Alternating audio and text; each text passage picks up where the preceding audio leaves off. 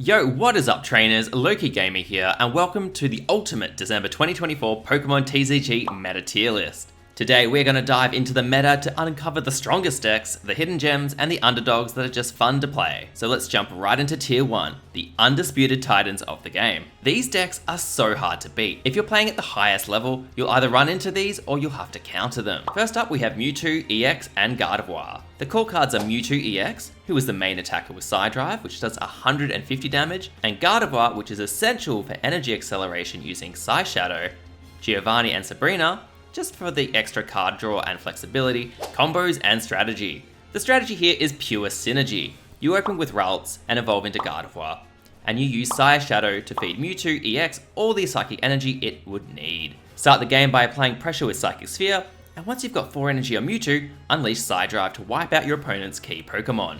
The discard requirement for Psy Drive can be tricky, but as long as you have Gardevoir, it will solve this problem by recharging your Mewtwo EX every single turn. The goal here is to stay consistent, keep the energy flowing, and don't let your opponents disrupt your setup. The strengths of this deck is it has massive damage with Psy Drive, consistent setup thanks to Gardevoir's energy acceleration, and great against decks that rely on slower startups.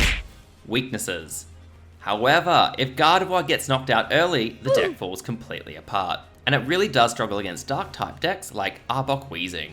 All in all, this deck is unstoppable, it's got good speed, power, and a really strong game plan. If you're looking for a reliable way to dominate in tournaments, Mewtwo EX Gardevoir is your go-to. Next up is Pikachu EX. The core cards, as you can imagine, is Pikachu EX. He's the main damage dealer with Circle Circuit. Zapdos EX is another one. High risk, high return attacker with Thundering Hurricane. Blitzel and Zebra Strike, they're just bench fillers and backup attackers. The combo and strategy. Pikachu EX thrives on aggression. Load up your bench with Pokemon you can use Circle Circuit to do 90 base damage plus 30 for every bench Pokemon. By turn 2, you can already start KOing weaker Pokemon. Zapdos EX serves as your heavy hitter, flipping 4 coins for a potential 200 damage. The beauty of this deck is how quickly it can pressure opponents. Most really just can't keep up with Pikachu EX's speed. The strength of this deck is that it is lightning fast with its damage output. Multiple variable deck variants, so you can either use Zebra Strike, Electrode, or Raichu, and it's just great against decks that need a little bit of time to set up. However, its weaknesses is that it struggles against high health Pokemon that can take multiple hits to KO. And it is coin flip reliant with Zapdos EX, which can backfire. So all in all, if you love playing aggressively, Pikachu EX is definitely for you. It's all about hitting hard and fast, but you do have to be strategic, don't overextend too early. The third and final entry to the giants of the top tier is the Charizard EX Moltres deck. The core cards are Charizard EX, who is your late game powerhouse with Crimson Storm, Moltres EX, which accelerates fire energy with Inferno Dance, and Arcanine EX, backup attacker for early game pressure. So the combo and strategy with this one is you want to start with Moltres EX if you can, using Inferno Dance to attach energy cards to Charizard EX or even Arcanine EX. Once Charizard EX is powered up, you can unleash Crimson Storm to do 200 damage, knocking out nearly anything in the game. Arcanine EX serves as a faster, more reliable attacker while you're setting up Charizard EX. Its Inferno Onrush deals solid damage at a lower energy cost, making it a great early option. In terms of strengths, this deck is devastating with its damage potential. It has flexible attackers with really strong synergy, and it has a good solid matchup spread across the board. However, its heavy reliance on energy makes it vulnerable to disruption. Coin flips for Inferno Dance can also be inconsistent. The Charizard EX Moltres deck is fiery in every sense of the word. It is explosive, it's kind of fun, but it's also a little bit risky. If you can handle the setup time, this deck will burn through your opponents. Alright, now we're going to talk about the tier 2, which I like to call the contenders. They're basically decks that are really strong, but require a little bit more finesse or have exploitable weaknesses. The first one on this list is Arbok Weezing. Arbok, locking in your opponents with counter, Weezing, a tanky support with a really low energy attack and poison, as well as Koga and Sabrina, which are just key for controlling the board. The strategy here is to use Arbok's counter to deal consistent damage while preventing your opponent from retreating. Pair this with Weezing, who can absorb hits and can reset using Koga to bounce back into your hand. This deck excels at board control, forcing your opponents into really awkward positions while you can chip away at their resources. It's great at stalling and disrupting, and can handle aggressive decks with its tanky setup. However, the lower overall damage compared to the tier 1 decks, and the fact that it has to rely on specific combos makes it a little less consistent. I love the creativity here. This is a really fun one that I tend to run myself. It is a deck that can completely troll opponents to no end, but you just have to master it and see what happens. Starmie EX is our next one up, the core cards being Starmie EX, who is our agile attacker with Hydro Splash, 90 damage for just 2 water energy, and Articuno EX, a board-wide damage with Blizzard. And of course, you can't have a water deck without Misty in there. She accelerates at flipping coins for extra water energy. The combo is pretty straightforward. Starmie EX is your early game attacker, dishing out consistent damage while denying your opponent's stable setup. With absolutely no retreat cost, it pivots easily into Articuno EX, whose Blizzard spreads damage to all opposing Pokemon, softening up the board for later knockouts. Misty here is the engine to keep the deck running. Every head flip means more water energy on your Pokemon, setting them up faster, more than your opponent can react. In terms of the strengths, it is fast and aggressive. It is amazing against decks that rely on a slow builder, and it has amazing synergy between attackers. The weaknesses, however, is that it does rely on the coin flip from Misty. It can really make or break your momentum, and it doesn't have a very good counter to high health tanks like Venusaur EX. If you really think about it, Starmie EX is a blast to play. It is speedy, it is relentless, and when Articuno EX hits the field, your opponent's bench is in serious trouble. A high skilled deck with amazing potential. Another Articuno related deck is the Articuno EX Greninja. Articuno EX is again the main attacker with Blizzard, but now we have Greninja, who is our support attacker with Water Shuriken from the bench sniping. Misty and Sabrina remain staple as to accelerate the game plan and to improve consistency. For the strategy and combo here, the deck ensures Articuno EX always starts in play, thanks to a basic heavy list. You'll lead with Blizzard to pressure your opponent's active Pokemon and spread damage across their bench. Meanwhile, set up Greninja, whose Water Shuriken can do 20 damage to any Pokemon, finishing off bench Pokemon that have already been weakened by Articuno EX's Blizzard. The strength of this deck is that it's a guaranteed strong opener with Articuno EX. It does have great synergy between bench and finishers. However, it doesn't have the raw power to finish off high health Pokemon, and it does rely heavily on setting up Greninja in the mid game. The Articuno EX Greninja is, I suppose, surgical. It is all about surgically striking and precision punishment. You will like this deck if you are clever and tactically approaching this game. Next up, we have Marowak EX Sandslash. So Marowak EX is one of our core Pokemon with a high damage potential with Boomerang, Sandslash is a consistent attacker with Slash, and Giovanni and Sabrina are just supports consistency and setup. So in terms of combo and strategy, Marowak EX is the star here, flipping coins for up to 160 damage with Boomerang. While the damage is luck dependent, it can swing games when you're hitting heads. Sandslash provides steady, low cost damage with Slash, covering Marowak EX setup time. Together, they form a balanced attack duo that can handle most threats. The strengths are, it has incredible burst damage with Marowak EX, and consistent energy setup across its attackers. However, the weakness being that it is, again, a coin flip that makes damage output unreliable, and it is weak against decks that have got good bench sniping, like Articuno EX Greninja. So Marowak EX Sandslash is pretty much a dice roll, but when the dice roll in your favor, it is an absolute beast. It's all about the high risk, high reward gameplay. Moving along, we have Blaine Aggro. The core cards of this deck are Ninetales, which is the primary damage dealer with Flamethrower, Rapidash for fast attacking with Maya Main, and Blaine of course, to boost all damage output across the board. The combo and strategy is fairly straightforward. Blaine Aggro focuses on quick knockouts. You can open up with Rapidash to do early damage while setting up a Ninetales for heavier attacks. You can use Blaine to boost the damage output and maintain pressure, while the low energy costs make this deck extremely fast, which is ideal for overwhelming slower setups. The strengths of this deck, blazing speed and aggression, while having low energy requirements, making it fairly consistent. However, it does lack the endurance for long games, and it will struggle against tanky Pokemon like Marshhamp EX or Venusaur EX. This deck is essentially pure chaos in the best way. It's all about that quick knockout and keeping your opponents on their back foot. It's a great pick for players who like to dictate the pace.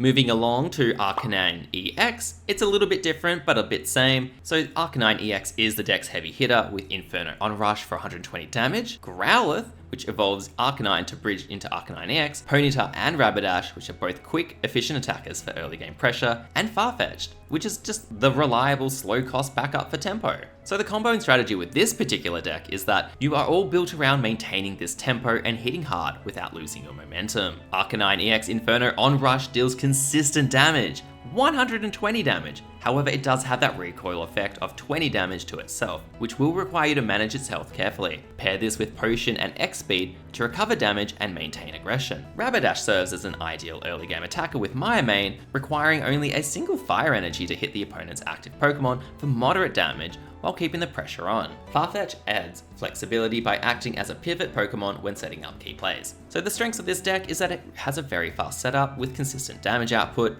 It can transition smoothly between attackers to maintain pressure. However, limited damage scaling, and it struggles against tanky decks like Venusaur EX. Not to mention, there is that recoil damage from Inferno Rush, and it can add up over time. All in all, Arcanine EX decks are all about speed and aggression. Perfect for players who want to apply early pressure and dictate the pace of the game.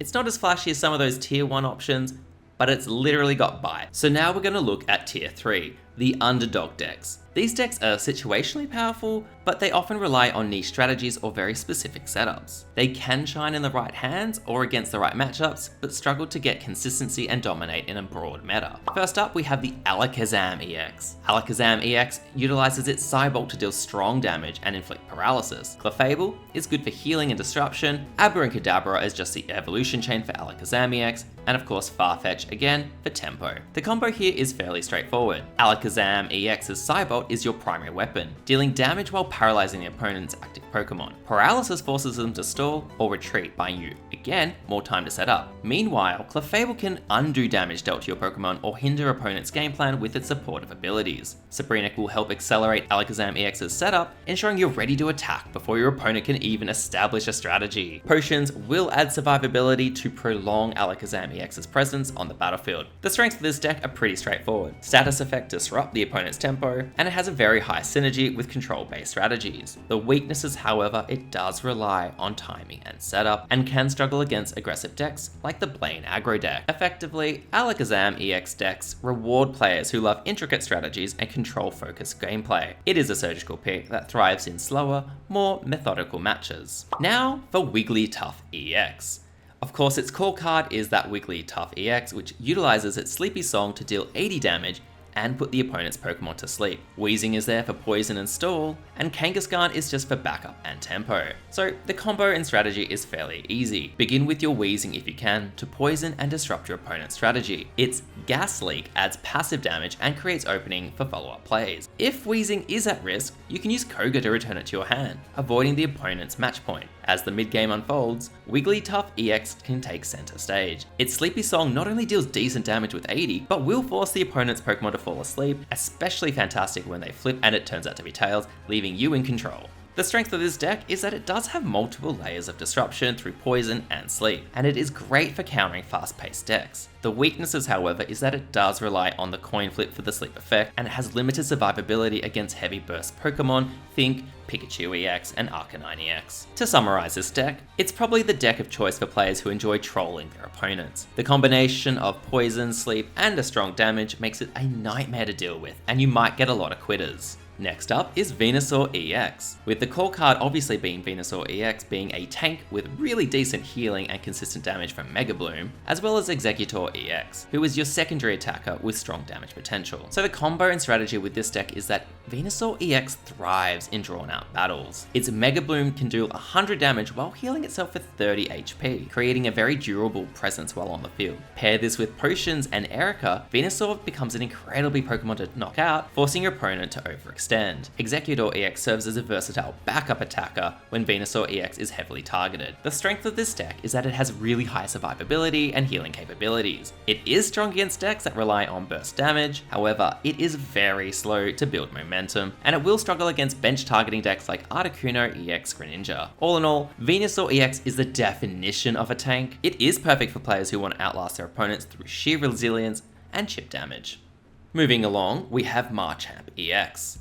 Machamp is the hard-hitting Stage 2 Pokemon with great burst damage, and Dugtrio is your secondary attacker with decent synergy. The combo here is that Machamp EX delivers heavy hits with Seismic Toss, making it a very natural counter to decks relying on tanky setups like Melmetal. You can use Dugtrio as an early game attacker to apply pressure while setting up Machamp EX. Of course, Giovanni will boost the overall damage, ensuring you can get more knockouts against high HP Pokemon. The strengths of this deck is that it has devastating damage output and it is very good against those slower decks, like the Venusaur EX. However, it is horrible against decks that have status effects like Wigglytuff EX, because it can take a little bit of time to set up. Machamp EX is effectively a powerhouse deck that can deliver where it counts, but it is all about your timing to maximize the impact. Now we have Moltres and Centiskorch. It's the Firestorm synergy deck. This budget-friendly deck pairs Moltres EX with Centiskorch for consistent and high damage fire-themed strategies. Moltres will do your energy acceleration with Inferno Dance, while also being able to do some damage. Centiskorch is your late game powerhouse with Fire Blast, which is capable of knocking out some very high health Pokemon. Then you've got Ponyta and Rapidash, who are your early game attackers that can help sustain momentum. Start your game with Moltres EX, leveraging that Inferno Dance to accelerate your fire energy onto Centiskorch. Once Centiskorch is set up, just unleash Fire Blast to take out some key targets. This deck thrives on maintaining energy flow and keeping the pressure on your opponent. However, it does struggle against water or heavy hitting energy disruption decks.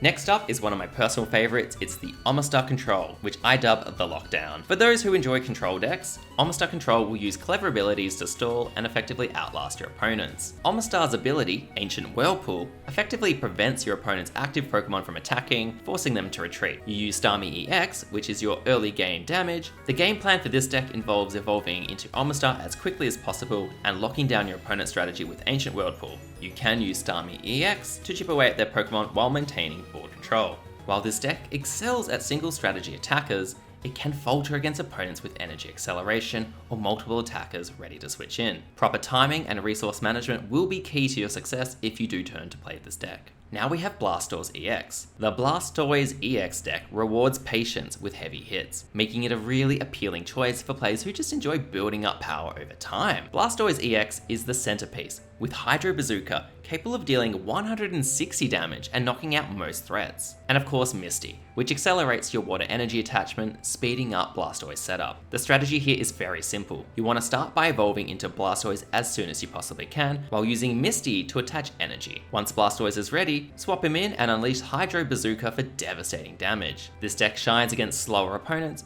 where its heavy hits can take over the game. Blastoise EX is a force to be reckoned with once it's fully set up, but its slow evolution process leaves it vulnerable to early game rush decks, especially those from the electric type Pikachu. Timing and energy management will always be critical to success here. Next up, Raichu Magneton, featuring Lieutenant Surge. This is a very versatile deck that combines the Raichu and Magneton with the support of Lieutenant Surge to keep the energy flowing. The deck strategy relies on filling the bench with electric Pokemon to maximize Raichu's damage potential. Use Magneton's magnetic field to recycle energy, ensuring a steady supply for continuous attacks. And Lieutenant Surge will help recover from quick setbacks. This deck does have consistent damage, but it does struggle against high damage decks or those that can target benched Pokemon. Best matchups are where you can control the pace of the game. Next up is Lapras EX. It is a water-themed deck which focuses on early aggression with Lapras EX and its support Pokemon. You will use Lapras EX with Ice Beam, which is capable of dishing out heavy damage while freezing the opponent. Starmie EX will offer backup and deal damage and synergy with Lapras, and Starmie EX, which offers backup damage and synergy with Lapras. The strategy is very clear here. Use Lapras EX to apply pressure and consistent damage, combine it with Misty whenever you can for energy acceleration, and Giovanni to boost attacks in crucial moments.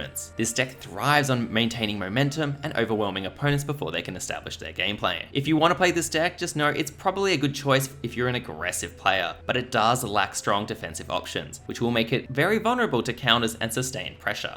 Now we have Exeggutor and Vileplume, which I like to call the disruptive duo. This deck is a hybrid of disruption and damage, making it a niche but formidable contender. This deck will excel at frustrating your opponents by limiting their options while slowly building a sustainable offensive threat. Exeggutor will be your main attacker, capable of dealing spread damage and pressuring bench Pokemon, while Vileplume provides disruption by disabling certain trainer cards and forcing your opponent into awkward plays. The strategy here is very clear. The game plan starts with Oddish and Execute, evolving into Vileplume and Exeggutor EX. Vileplume will lock your opponent out of their key trainer cards, which will disrupt their flow and stalling their development. Simultaneously, Exeggutor EX dishes out consistent damage, with Explosion taking advantage of the disruption to gain a foothold.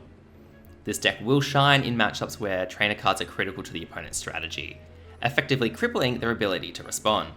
use Erica to maintain card advantage, and Giovanni for a clutch damage boost when needed. While this deck can completely shut down certain strategies, it is again heavily reliant on the right timing and setup. Aggressive decks that can establish an early board presence may overpower it before the lock is effective. However, in skilled hands, the synergy between disruption and damage makes this deck an absolute joy to play.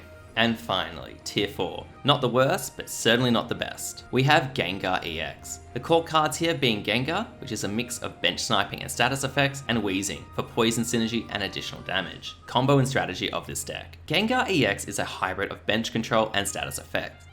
Its Shadow Ball targets bench Pokemon, softening them for future knockouts. Meanwhile, Weezing can provide poison damage, creating a constant pressure. Its strengths is that it is effective against setup heavy decks, and it can bench snipe potential Pokemon with Shadow Ball. However, it does have low survivability against those that have burst damage, and it does rely quite heavily on timing and strategy. The Gengar EX deck can feel like a glass cannon. It's all about timing and making the most out of bench sniping.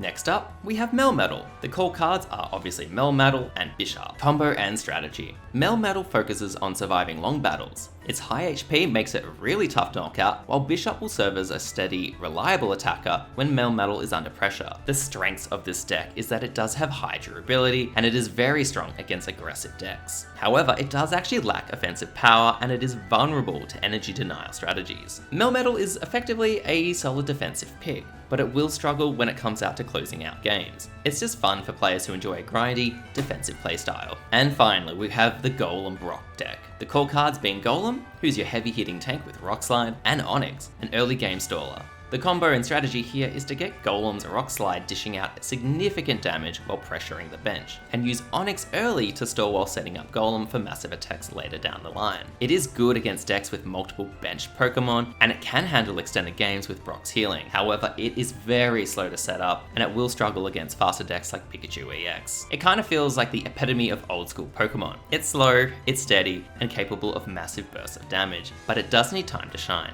And that's the full breakdown for Tier 1 through to Tier 4 decks. Let me know what you think in the comments below. Do you agree with these placements? Which deck are you playing this month? Drop your thoughts in the comments below, subscribe to this video, and I'll see you in the next one. Now, go play some Pokemon TCG or something.